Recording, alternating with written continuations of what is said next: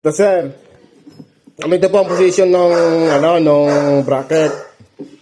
Tapos ito po ang ilalagay ninyo na spacer, sir. Tanggalin po ninyo yung dust seal ng stock. Ito na lalagay nyo. Tapos yung magic washer ng manifest, dito nyo lalagay in between po. In between na ganyan po ang postura nyan. Ganito po. Yan. Bali ganyan.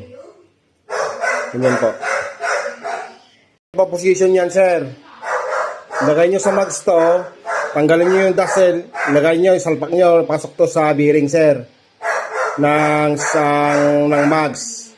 Tapos, may spacer dyan na manifest. Dito nyo lalagay in between po. Ganyan. Ganyan po ang postura nyan. So, sir, ito po ang position ng bracket.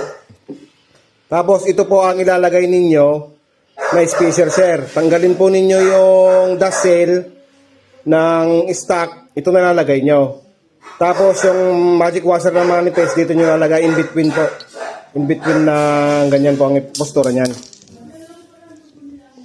Ganito po. Ayan. Bali ganyan. Ganyan po.